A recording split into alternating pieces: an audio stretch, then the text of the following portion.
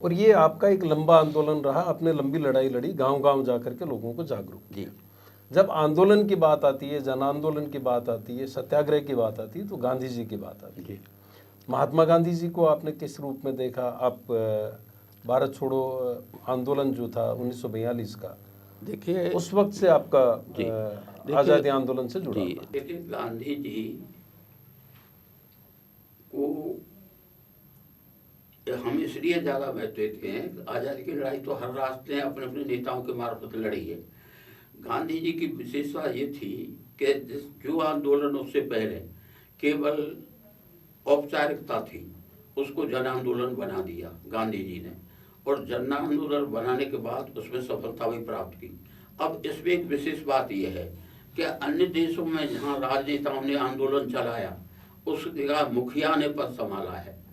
जैसे कोई ले लो, इंडोनेशिया में सुकार्नो ने आंदोलन चलाया तो सुकार्नो प्रधानमंत्री बने, बर्मा में युवा शाह ने बनाया तो युवा शाह बने, बांग्लादेश में मुजीबुर रहमान ने बनाया, मुजीबुर रहमान बने। किसी देश में चले जाओ, टीटू ने अगर आंदोलन किया तो वही उसे। लेकिन इसमें विशेष बात यह है जो अब तक किसी ने ध्यान नहीं दी, गांधी एक ऐसे राजनेता थे जिनके नेतृत्व में हमने विजय प्राप्त की, लेकिन उनने कोई पद प्राप्त नहीं किया। ये एक अजीब स्थिति है। बाकी एशिया अफ्रीका के जितने राजनेता हैं, कोई भी सही, वो सब उसके नेतृत्व ने किया है सरकारों का, आंदोलन के बाद, सफलता के बाद। गांधी एक ऐसे थे जिनने आंदोलन को सफल भी किया और सरकार में कोई पद भी नहीं लिया। एक तो गांधी की विशेषता ये। दूसरे, गांधी जी ने जब वो आंदोलन सत्याग्रह करते थे तो हम लोग उससे सहमत नहीं थे, हम लोग सशस्त्र क्रांति में विश्वास करते थे। लेकिन अब हम महसूस करते हैं कि वो एक हमारा लड़कपन था। सरकार के इतने बड़े साधन और हमारे पास प्राइवेट पिस्तौल हुआ करती, उससे हम कोई क्रांति नहीं कर सकते थे।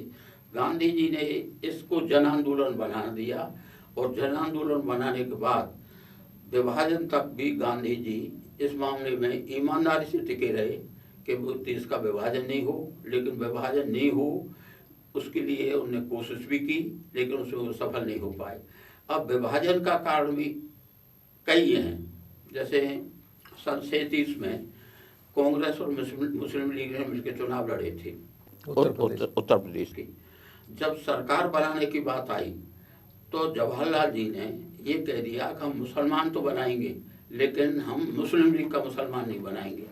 इसका जिक्र डॉक्टर लोहिया ने भारत विभाजन के अपराधी में एक किताब में जिक्र किया हमने, कि उसके बाद जिन्ना जो कांग्रेस के कट्टर समर्थक थे, उसके बाद इतने सांप्रदायिक हो गए। और कारणों में एक कारण ये भी था कि अगर जवाहरलाल जी जिद नहीं करते और मुस्लिम लीग का बना देते तो ये नहीं कह सकते कि अब विभाजन टलता नहीं टलता, लेकिन जो मुख्य कारण बन गया था वो कारण नहीं बनता।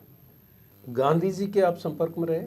गांधी जी के संपर्क में केवल इतना रहा कि जब हम पढ़ते थे तो उनका खाली नाम सुनते थे, और जो हम आंदोलन से जुड़ चुके थे तो एक दिन हम 5-7 लड़के जो नौजवान उस समय थे, इस बात के लिए हम दिल्ली गए थे, गांधी जी आए हुए हैं और वो बिरला भवन में प्रवचन करेंगे। तो जैसे मैंने वैसे सुनाया, हम प्रवचन करने उनसे पहले उन्होंने क्या कहा इसे पता नहीं, पर जब हम पहुँचे तो हम खड़े रहे।